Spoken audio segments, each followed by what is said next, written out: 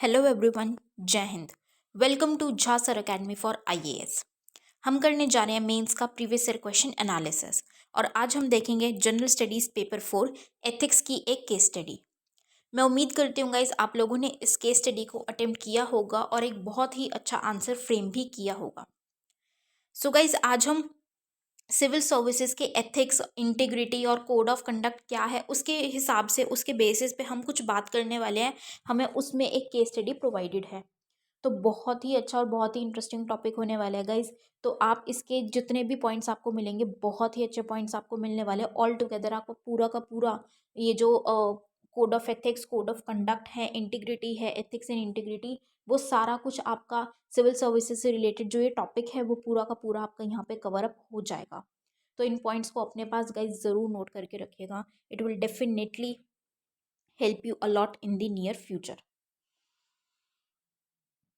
सो session को शुरू करने से पहले गाइज, जिन भी स्टूडेंट्स ने हमारा टेलीग्राम चैनल ज्वाइन नहीं किया है वो तुरंत डिस्क्रिप्शन बॉक्स में जाइए, वहाँ पे आपको लिंक प्रोवाइडेड होगा।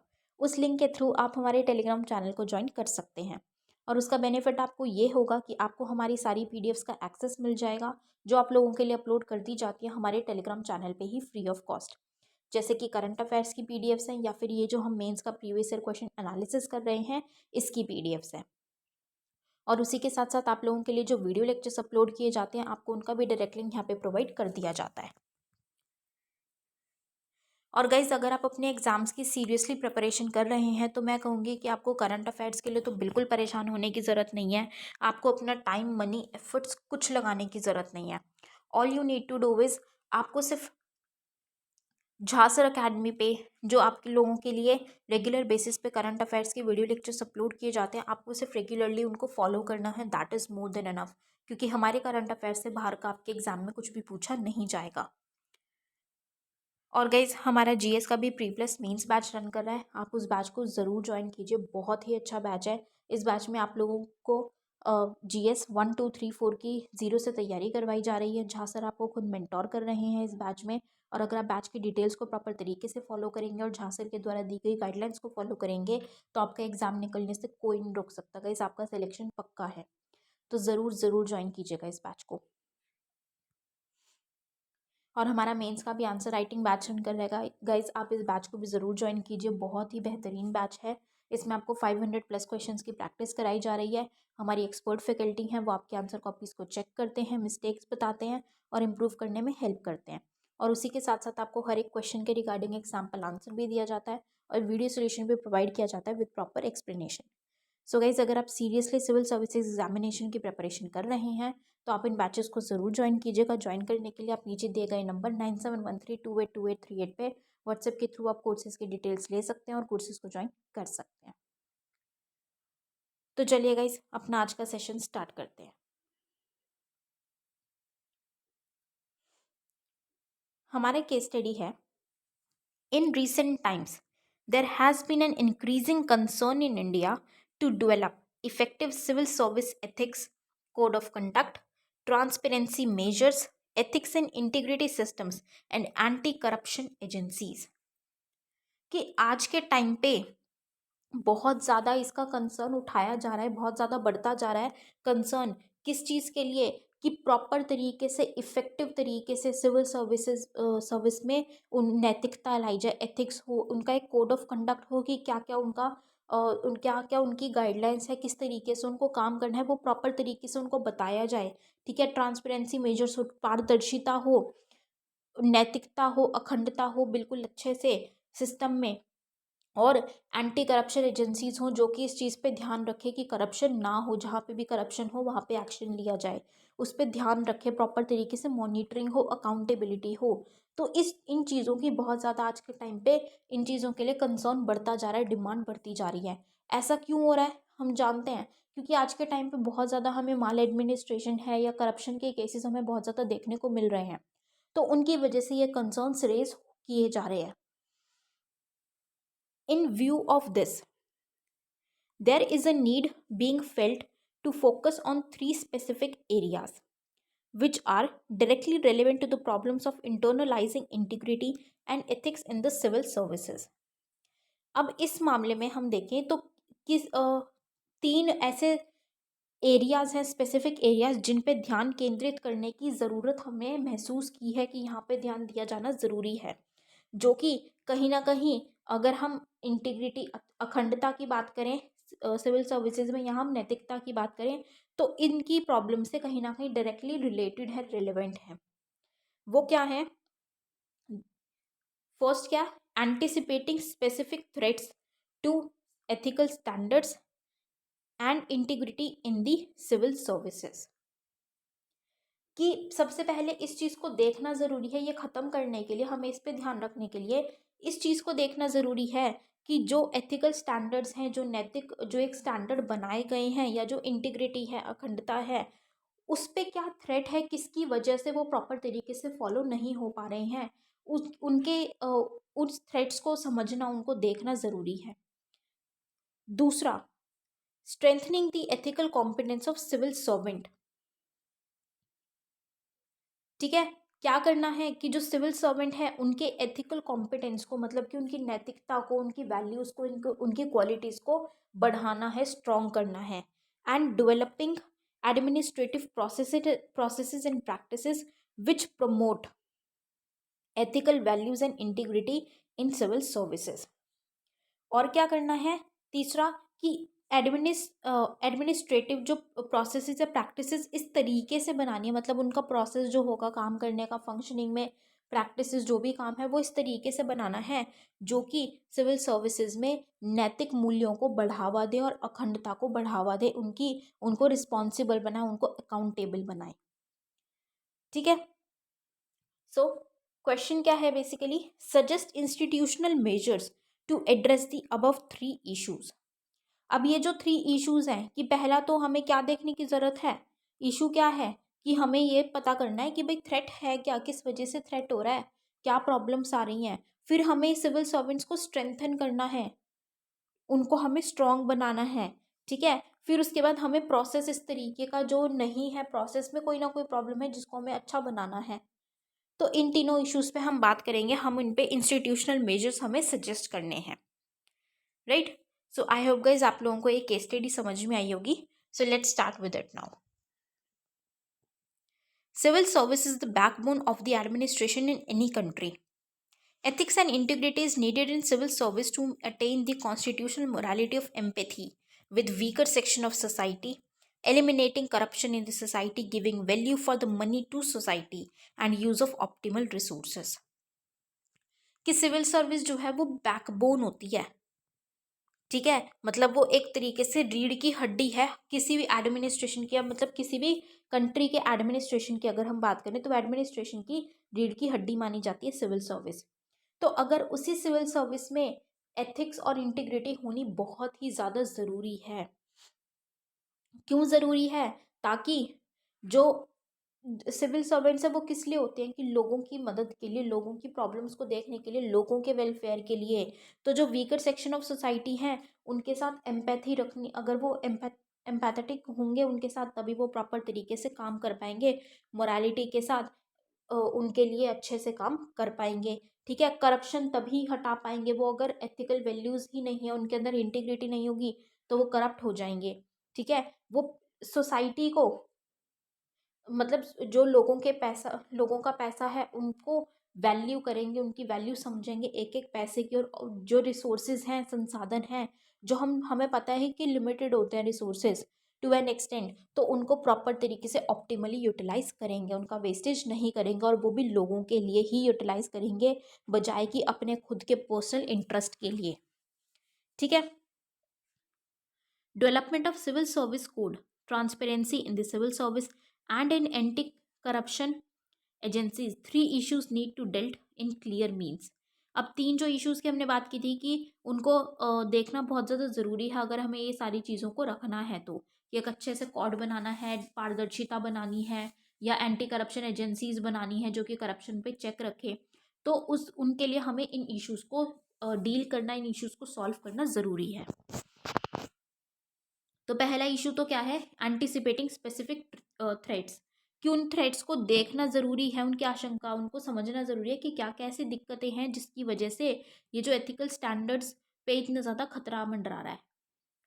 It means that one needs to clearly highlight what could be the economic, social and political threats to the ethical standards of civil service.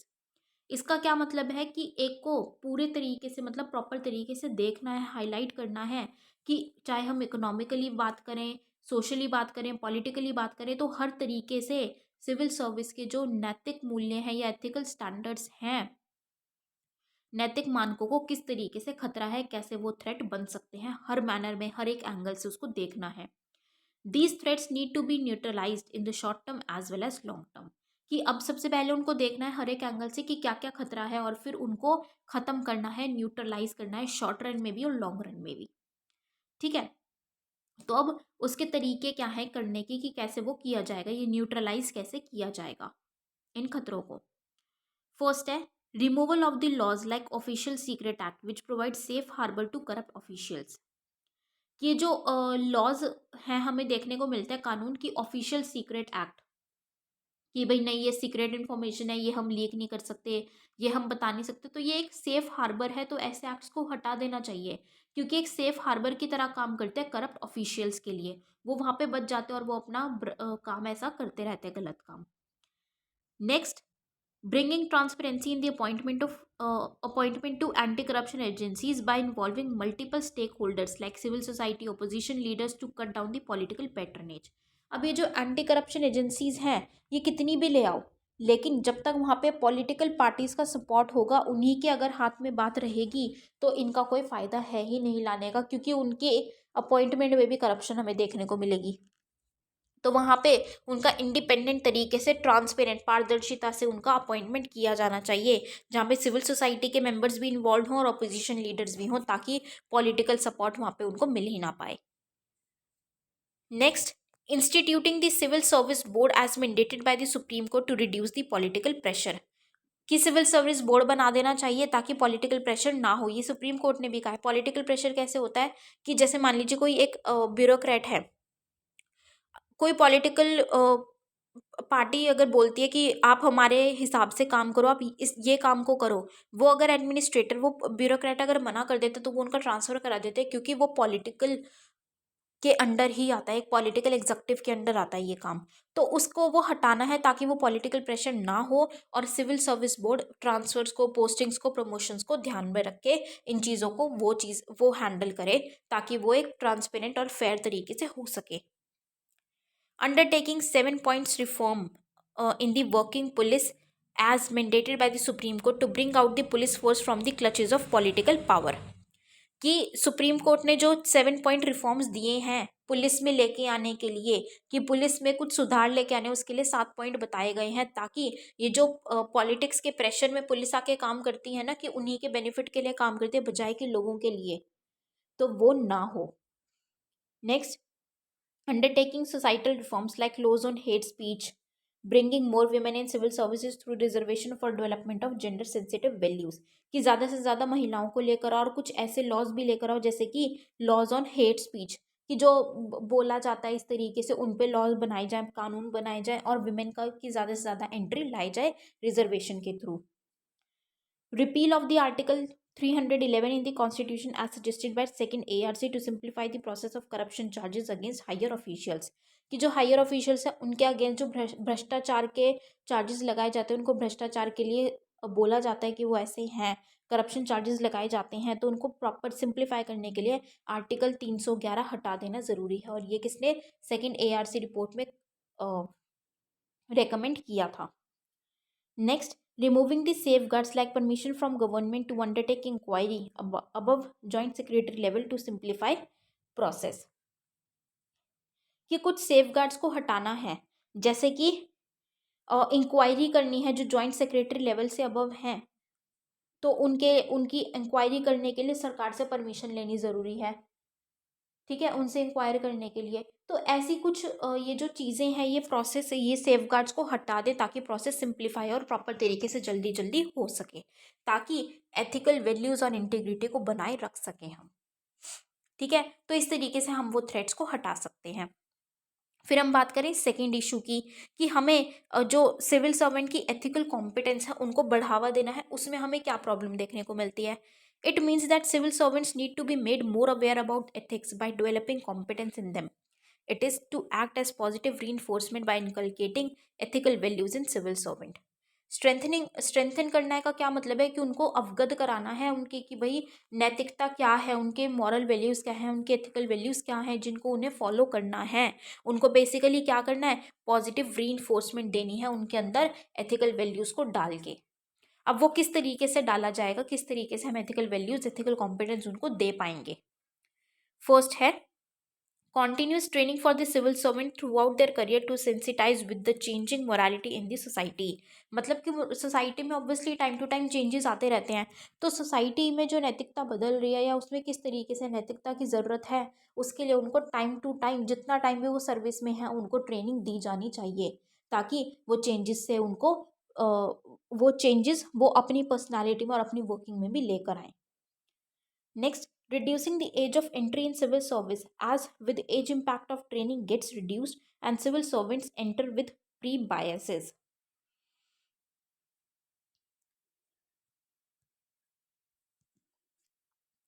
क्या किया जाना चाहिए कि जो एज ऑफ एंट्री है सिविल सर्विसेज में उसको थोड़ा सा कम कर देना चाहिए। क्यों?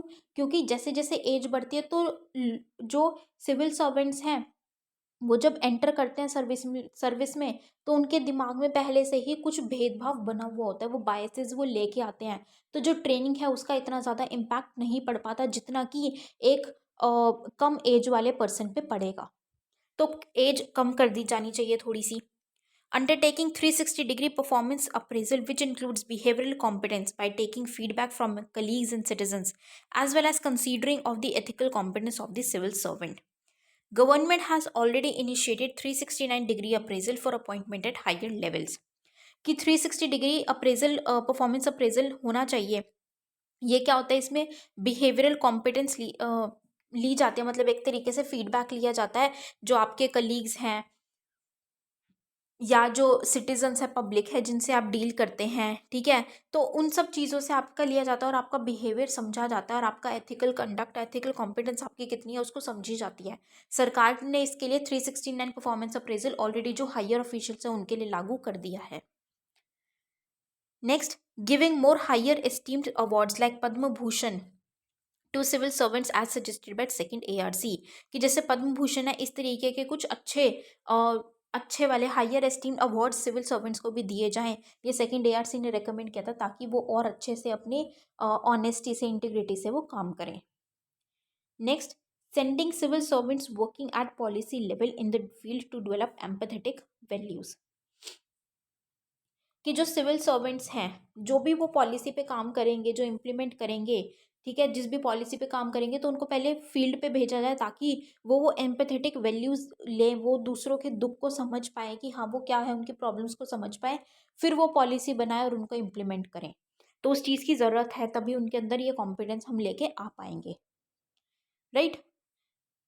अब थर्ड इशू क्या है, developing administrative practices and processes and practices. कि एडमिनिस्ट्रेटिव कुछ प्रोसेस और प्रैक्टिसेस इस तरीके से लेके आने कि हम एथिक्स और इंटीग्रिटी को बनाए रख पाएँ। These practices, processes and practices needs to be developed to develop ethical standards. They help in propagation of ethical standards, develop peer pressure for following the best ethical standards and enhance responsibility and accountability of civil servants। कि अगर एक अच्छे processes और practices proper तरीके से होंगे तो वो एथिकल स्टैंडर्ड बनाने में मदद करेंगे और उससे रिस्पॉन्सिबिलिटी और अकाउंटेबिलिटी सिविल सर्वेंट्स की बढ़ जाएगी। अब उसके तरीके क्या हैं, वो कैसे कर सकते हैं हम। Mandatory voluntary disclosure of information under RTI to reduce the number of application and bringing more transparency in working of organization। कि जो इन्फॉर्मेशन है वो ज़्यादा से ज़्यादा पहले ही डिस्क्लोज कर दी जाए ताकि सिटीजन्स को RTI लगा के पूछना ना पड़े, मतलब RTI जो है वो भी कम हो जाएगी एप्लीकेशंस और ज़्यादा पारदर्शिता भी बढ़ जाएगी। Next, giving legal backing to citizen charter and providing awards and punishment to wrong officers. कि जो सिटीजन चार्टर है उसको लीगल बैकिंग दी जाए और उसमें ये हो कि जो प्रॉपर तरीके से फॉलो करेंगे उनको रिवॉर्ड भी मिलेगा और जो फॉलो नहीं करेंगे, जो वायलेशन करेंगे, गलत करेंगे, उनको पनिशमेंट दी जाएगी। ठीक है, तो ये प्रोसेस में ही लेके आना ज़रूरी है। Mandatory updating of the citizen charter and fix timelines, कि ऑब्वियसली जैसे जैसे टाइम चेंज होता है, अब क्या करते हैं, सिटीजन चार्टर जो बना दिया उसी को छोड़ देते हैं, वही चलता रहता है चलता रहता है, कोई इसको फॉलो नहीं करता, और वो आज के टाइम पे रेलिवेंट भी नहीं होता क्योंकि वो पता नहीं कितने सालों पहले बना है। तो उसको टाइम टू टाइम अपडेट कर देना चाहिए ताकि वो प्रेजेंट सर्कमस्टांसिस में ढल पाए अपने आप को। Incorporating technology to provide real time status of grievance redressal, कि जो शिकायतें हैं उनको करने के लिए, मतलब सॉल्व करने के लिए एक रियल टाइम बेसिस पे होना चाहिए, टेक्नोलॉजी लेके आनी है।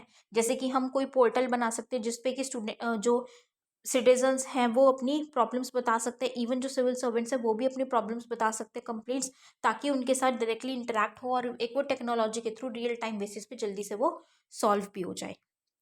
Mandatory provision of social audit for all welfare schemes to enhance accountability and responsibility, कि सोशल ऑडिट किया जाना चाहिए रेगुलर टाइम इंटरवल्स पे सारी की सारी वेलफेयर स्कीम्स का, पॉलिसीज़ का, ताकि ट्रांसपेरेंसी, रिस्पॉन्सिबिलिटी, अकाउंटेबिलिटी, जवाबदेही, जिम्मेदारी उनकी बनी रहे और बढ़ती रहे। Giving more space to civil society by incorporating in welfare measures, it will enhance participation of citizens, कि सिविल सोसाइटी को ज़्यादा, मतलब कि लोगों का पार्टिसिपेशन बढ़ाना है वेलफेयर मेजर्स में, कि किस तरीके से लाया जाना चाहिए, क्या चीज़ें लाई जानी चाहिए, उनका पार्टिसिपेशन इंक्रीज करो, जिससे कि ज़्यादा अकाउंटेबिलिटी बढ़ जाएगी, ज़्यादा रिस्पॉन्सिबिलिटी बढ़ जाएगी सिविल सर्वेंट्स की, राइट। तो ये था हमने हमारा थर्ड इशू, हमने 3 इश्यूज की बात करी। तो 10, if administration is made lean, simple and result oriented, ethical standards of administration can be improved, कि अगर हम रिजल्ट ओरिएंटेड और सिंपल बनाए रखेंगे अपनी एडमिनिस्ट्रेशन को, तो जो एथिकल स्टैंडर्ड्स हैं हम उनको भी अच्छा बना सकते हैं, उनको भी इम्प्रूव कर पाएंगे। Second ARC had designed a civil service code which needs to be implemented, second ARC ने भी सिविल सर्विस कोड बनाए हैं, उनको प्रॉपर तरीके से इम्प्लीमेंट किया जाना चाहिए, वो अच्छे हैं, इम्प्लीमेंट करने से हमें इम्प्रूवमेंट ही मिलेगा। But administration cannot be made ethical only through internal changes. Rather, external changes like criminalization of politics, juridical reforms, practice of casteism in society needs to be tackled through legal as well as behavioral changes. कि अब तो ये तो हमने internal changes की बात कर ली, लेकिन इंटरनल चेंजेस के साथ साथ कुछ बाहरी बदलाव भी हैं, वो भी लाने ज़रूरी हैं। जैसे क्रिमिनलाइजेशन ऑफ पॉलिटिक्स हमें देखने को मिलता है, या फिर सोसाइटी का ही माइंडसेट इस तरीके से, जैसे कास्टिज्म है, डिस्क्रिमिनेशन, वो माइंडसेट हमें चेंज करना है, ताकि चाहे वो लीगल चेंजेस के थ्रू हो, चाहे वो बिहेवियरल चेंजेस के थ्रू हो, तभी हम प्रॉपर तरीके से 100% हम ये स्टैंडर्ड्स, एथिक्स और इंटीग्रिटी हम बना मेंटेन कर पाएंगे और ज़्यादा एनहांस कर पाएंगे अपने सिविल सर्वेंट्स में और सिविल सर्विसेज में, right. So this was all for this question guys. I hope you all have like this analysis. अपना फीडबैक गाइज हमारे साथ कमेंट सेक्शन में ज़रूर शेयर कीजिएगा। So with this we end up this session today here guys. Thank you so much, have a great day ahead. जय हिंद।